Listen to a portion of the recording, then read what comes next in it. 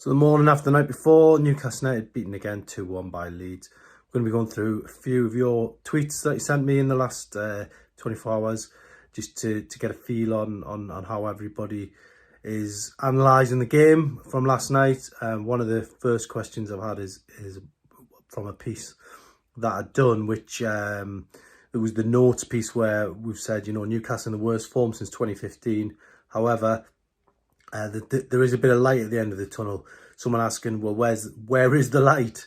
It's a fair question, to be totally honest, but from what I've seen in the second half, St Maximin coming on, Newcastle just looked like a completely different team to me.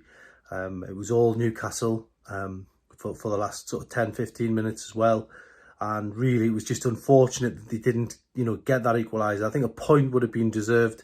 I wouldn't have begrudged them that. Yes, it is another defeat.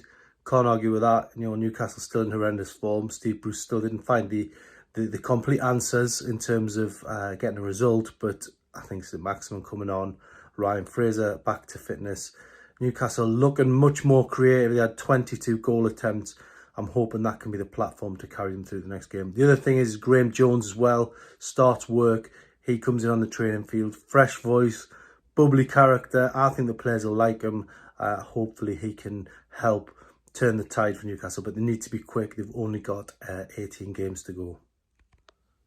Yeah, had a few tweets about the player ratings. As always, everyone likes to have a bit of a debate about who was man of the match. A lot of people saying Fabian Schär, which is a completely reasonable shout. For me, though, given his impact, St Maximin, even in 26 minutes, did more than a lot of Newcastle players have done in the last almost 6 weeks. He really helped, turn the tide. As I say, he is the player who the players are, jokingly calling the saviour behind the scenes. I do think, when you get him on the ball, it is a different matter. The one incident that almost clinched it for me was when St Maximin made that 30-yard run, got into the box, and then, shaped the shoot, laid it off to Jamal Lewis.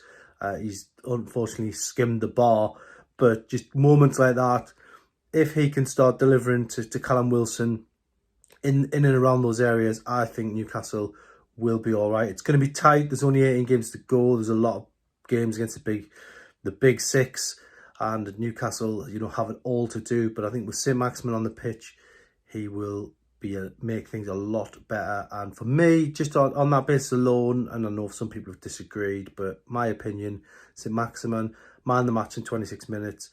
Really, Newcastle players should be looking at themselves thinking, if he can do that in that amount of time, we surely, need to up our game. And for me, St Maximin, man of the match.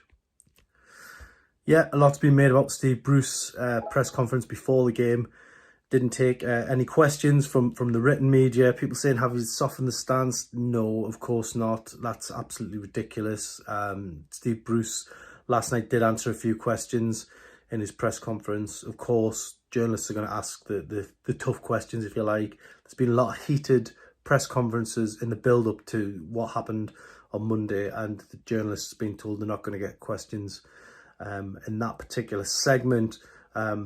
Certainly after Man City, I think anyone who follows Newcastle closely will have seen the video where Steve Bruce, certainly to me, gave clipped answers.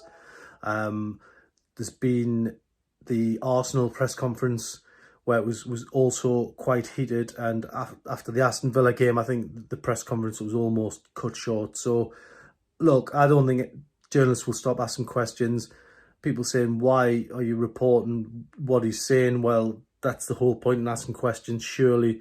And I think, really, Steve Bruce had a bit of a timeout in terms of the heat almost, the intensity of the games.